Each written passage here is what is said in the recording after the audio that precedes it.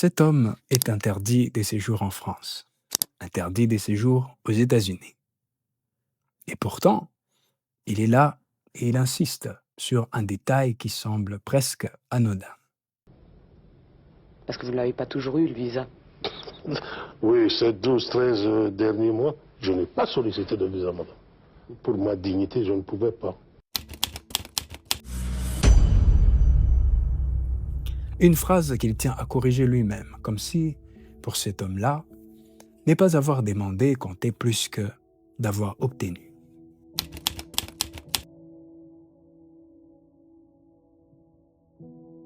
Novembre 1994. Biarritz. La Marseillaise joue pour lui.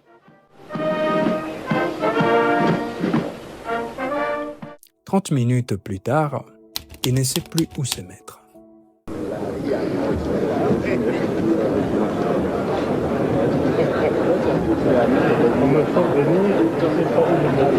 Un homme qu'on ne veut plus recevoir. Un homme qu'on convoque, quand même. Et autour de lui, ces jours-là, une dizaine d'autres personnes savent exactement pourquoi il est là et pourquoi personne ne le lui dira en face.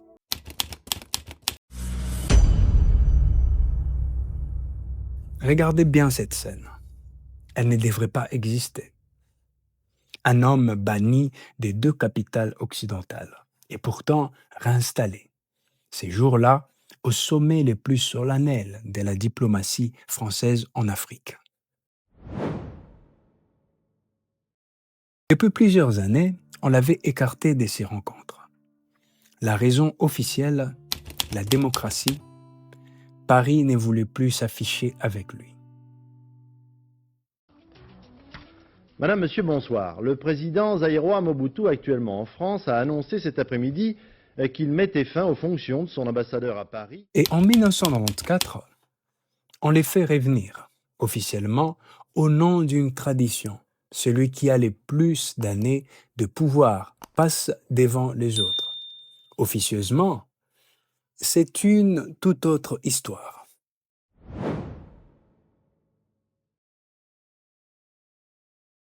Un mois avant, l'opération turquoise, les Zaïres de Mobutu serrent des bases arrière.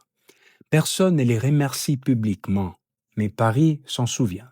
Pourquoi la France a-t-elle eu besoin, cette année-là, d'un territoire aussi vaste que les Zaïres pour installer une opération humanitaire et militaire? La frontière avec le Rwanda, oui, bien sûr, mais ce n'est pas toute la réponse. Le reste tient à un accord bien plus ancien, presque oublié. On va y revenir.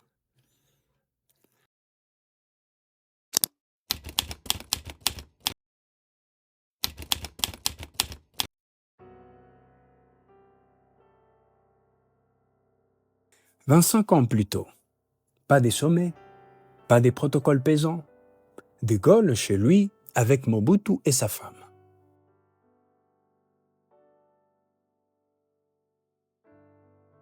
Mobutu dira plus tard que ces jours-là, tout s'est réglé entre son pays et la France. Le général de Gaulle, récemment des malentendus s'étaient élevés entre le Congo et la France. N'en restait-il plus rien?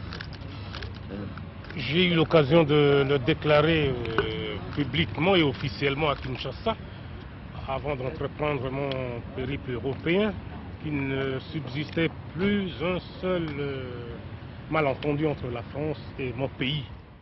Il ne dit jamais quels sont ses problèmes. La réponse a un nom. Moïse Tshombe. En 1960, à l'indépendance du Congo, c'est sur lui que la France avait misé, pas sur le pouvoir de Léopoldville. Paris a soutenu la sécession du Katanga, fermé les yeux sur les mercenaires européens présents sur place. On pourrait s'arrêter là. Un mauvais pari politique, corrigé plus tard, fin de l'histoire. Sauf que non, ce n'est pas fini. Puis un colonel que personne n'avait vu venir prend le pouvoir par la force. Paris doit composer avec l'homme qu'il n'avait pas choisi. Cette visite chez De Gaulle, ce n'est donc pas une amitié qui naît spontanément. C'est une réparation. Mais une réparation de quoi, exactement? On croit connaître la réponse. On ne la connaît qu'à moitié. Il vient de prendre le pouvoir par la force. Ce qu'il veut, ce n'est pas seulement gouverner. C'est être reconnu par ceux qui, 5 ans plus tôt, avaient parié sur un autre que lui.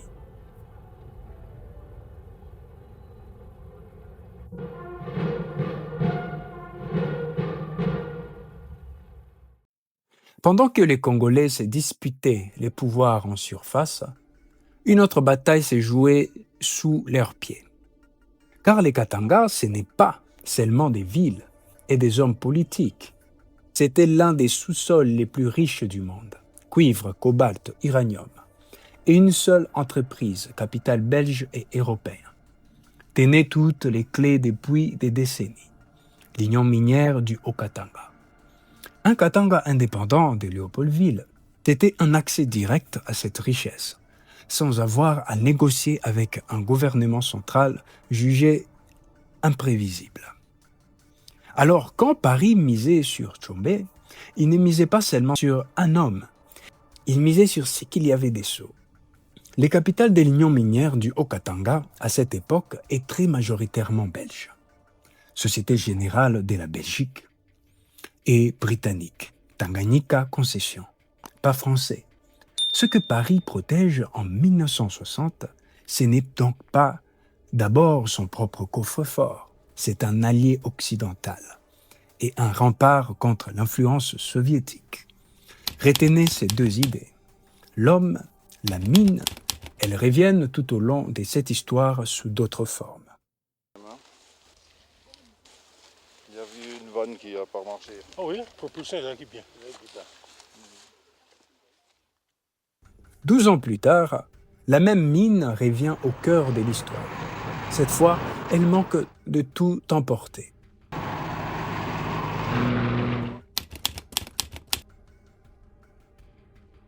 « 19 mai 1978. Les rapports arrivent les uns après les autres à Paris. Des gendarmes katangais viennent de s'emparer des Kolwezi. L'armée zaïroise ne tient pas la ville sur place. Des centaines d'employés européens des sociétés minières se retrouvent pris au piège. Giscard a quelques heures pour décider, pas quelques jours, quelques heures. Dans les faits, la décision a mûri sur près de 48 heures. Dès l'alerte reçue à Kinshasa dans la nuit du 17 mai jusqu'au largage. Le 19 mai à 15h40, avant même l'arrivée des légionnaires, dépasse largement les seuls angles des otages européens. Jusqu'à 900 civils congolais et 280 civils européens tués par les rebelles dans les jours qui précèdent l'intervention. Valéry Giscard tranche seul et vite. Il envoie la Légion étrangère, son mandat international, sans attendre non plus que Mobutu ne s'effondre tout à fait.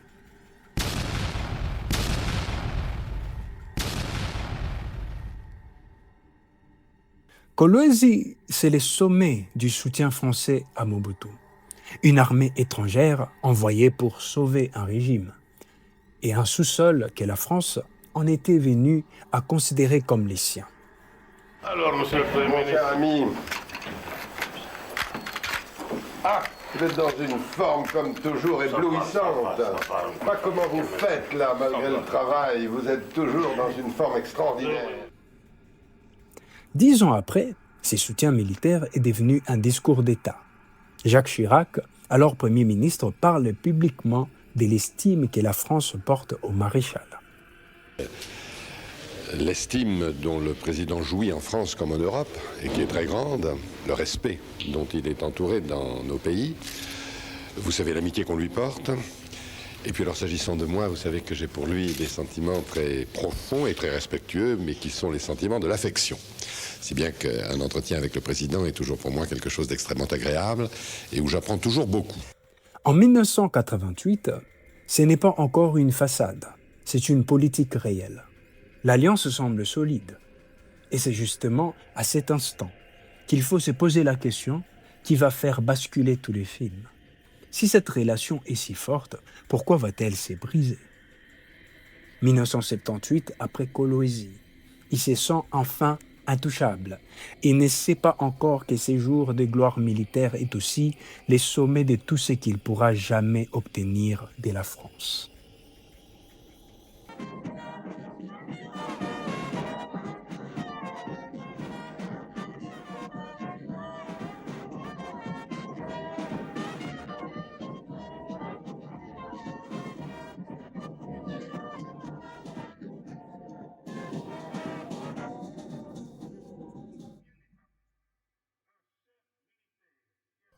Il reste une dernière pièce de ce puzzle de 1960, la plus large de toutes. Cette année-là, le monde entier joue sa guerre froide en Afrique. Léopoldville, avec Lumumba, inquiète les capitales occidentales. Il appelle Moscou à l'aide. Un Katanga sécessionniste, riche et tourné vers l'ouest. Pour certains, à Paris, ça ressemble à un rempart planté au milieu du fleuve Congo. Voilà donc les trois raisons derrière un seul choix, celui de 1960. Un homme, une mine, un camp dans la guerre froide. Retenez bien ces trois idées. Elles vont revenir sous d'autres formes jusqu'à la fin de cette histoire.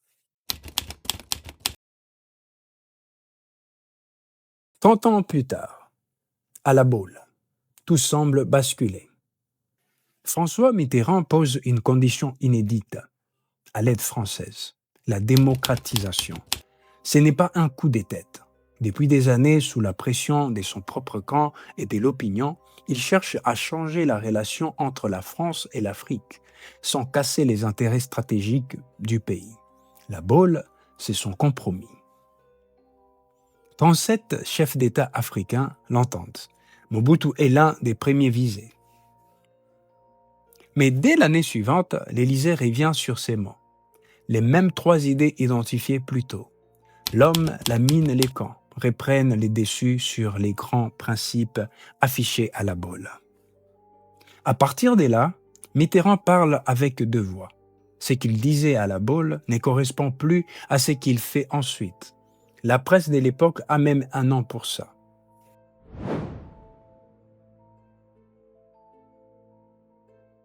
On s'est posé la question tout à l'heure. Pourquoi la France a-t-elle eu besoin en 1994 d'un territoire aussi vaste que les Zaïre pour loger Turquoise? Voilà la réponse après la Baule. Paris ne peut plus soutenir Mobutu à visage découvert, mais Paris a toujours besoin, dans la région du Grand Lac, d'un point d'appui sur lequel compter. Turquoise n'est pas un hasard de géographie. C'est 30 ans de coopération militaire qui continuent sous un autre nom. Pas parce que Mobutu est redevenu fréquentable, parce qu'il est redevenu utile.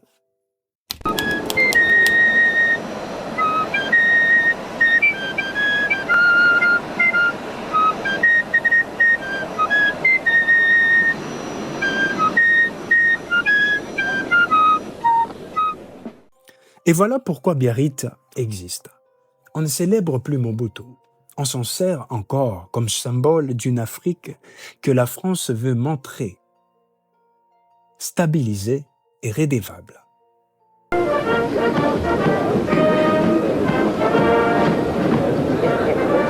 Mais un symbole, ça s'expose.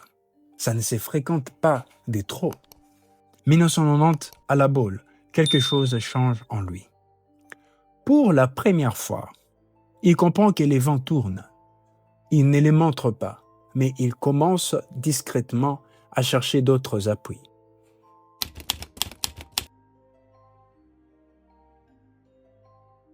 Revenons dans cette salle des Biarritz. Cette fois, on ne coupe plus. Mobutu cherchant à se tenir près des Mitterrand, les protocoles l'écartent. Il se retrouve assis entre Mitterrand et Omar Bongo. Il cherche à se tenir près des Mitterrand, les protocoles l'en empêchent. On les case entre les présidents français et Omar Bongo. Bongo, lui, garde sa place à ses sommets depuis des années, sans jamais subir ces traitements. La différence entre les deux hommes, Bongo n'a jamais eu chez lui à affronter une rébellion qui remonte vers sa capitale. Mobutu, en 1994, la sent déjà venir. En novembre 1994, l'FDL de Kabila n'existe pas encore sous cette forme. Elle ne se constitue que fin 1996. Ce que Mobutu perçoit à Biarritz, ce sont plutôt les tensions montantes à l'est du pays, consécutives à l'afflux des réfugiés rwandais après les génocides. Les prémices d'une instabilité qui débouchera des ans plus tard sur la chute de son régime. Le premier ministre français, lui, ne montera jamais dans sa suite. L'accueil solennel, l'hymne, drapeau, garde d'honneur n'était que la forme. Les fonds, lui, restent vides. Dans la presse française de ce jour-là, plusieurs journalistes présents à Biarritz notent, chacun à sa manière, les mêmes malaises, celui d'un chef d'État qu'on traite comme une pièce de musée. On l'expose, mais on ne veut plus la toucher. Éliminé de la scène internationale, comme vous le dites si bien, lorsqu'on a sur le dos les États-Unis, votre pays, la France, et bien entendu la Belgique, et ça n'est pas du tout facile. Bon, ils se sont arrogés le droit de s'occuper de mon pays, de moi-même, et j'ajoute tout de suite, sans mandat. 1994, il refuse encore d'admettre qu'il est devenu encombrant. Mais quelque chose, ce jour-là, s'est cassé pour de bon. Fin 1996, le régime de Mobutu s'effondre militairement. Laurent-Désiré Kabila, qui mène la rébellion, n'est pas un inconnu pour tout le monde à Paris. D'anciens rapports les décrivent depuis des années 1960 comme une figure marginale de la gauche congolaise. Réapparu brutalement en 1996 avec les soutiens de plusieurs pays voisins. La trajectoire politique de Kabila depuis les années 1960 est bien documentée par plusieurs biographies. En revanche, l'existence des rapports des renseignements suivis par Paris sur lui depuis cette période n'a pas pu être confirmée à ce stade. Un point encore probable, mais non sourcé précisément. Le 15 novembre 1996, l'ONU vote une résolution qui autorise une force multinationale d'intervention. La France elle-même pousse ses projets. Un mois plus tard, tout est retiré. Officiellement, l'ONU parle des problèmes logistiques et d'un manque des pays volontaires, échaudé par l'expérience somalienne. Quelques années plus tôt, officieusement, c'est plus simple que ça. Kabila avance trop vite. À quoi bon envoyer une force pour protéger un camp qui a déjà perdu la guerre? Contrairement à 1978 et à Kolwezi, il n'y aura pas de légions cette fois. La France regarde ailleurs, pas par indifférence soudaine, parce que les calculs, les mêmes depuis 1960, ne jouent plus en faveur de Mobutu. Et c'est précisément à ce moment-là, un mois après cet abandon silencieux, que Mobutu choisit de faire un geste pour la France. Madame, Monsieur, bonsoir. Le président zaïrois Mobutu, actuellement en France, a annoncé cet après-midi qu'il mettait fin aux fonctions de son ambassadeur à Paris qui, au mois de novembre dernier, souvenez-vous, avait tué accidentellement 2 enfants dans les rues de Menton. Le 23 novembre 1996, son ambassadeur à Paris, Ramazani Baya, cause un accident mortel à Menton. 2 adolescents tués sur un passage protégé alors qu'ils roulaient vers la villa de Mobutu sur la Côte d'Azur. Protégé par son immunité diplomatique, l'ambassadeur n'y risque rien. Rien n'oblige Mobutu à intervenir. Et je vous annonce en même temps que d'ici la fin de la semaine, l'ambassadeur sera là. En prenant cette décision, le maréchal Mobutu s'oppose à l'avis du gouvernement et au Parlement zaïrois. Alain Juppé, alors ministre des Affaires étrangères, est associé à cette décision par les archives disponibles. Un dernier contact discret entre 2 pays, alors même que les régimes s'effondrent militairement à des milliers de kilomètres de là. Mobutu agit quand même, en révoquant lui-même son ambassadeur. Il fait tomber son immunité. les maires de Menton saluent une décision courageuse. On pourrait y voir un simple geste de justice, mais replacé un mois après l'abandon de la résolution 1080. Il dit tout autre chose. Mobutu continue de tenir une relation que Paris, lui, a déjà laissée derrière lui. Cette phrase résonne autrement maintenant. Pendant tous ces films, on a suivi un homme qui refusait de paraître demandeur. Et pourtant, les archives montrent l'inverse. Un homme qui, jusqu'au bout, a cherché à garder une relation devenue chaque année plus inégale. Autour de lui, 6 hommes, 6 décisions, 6 moments où la France a choisi ou cessé de choisir de les soutenir.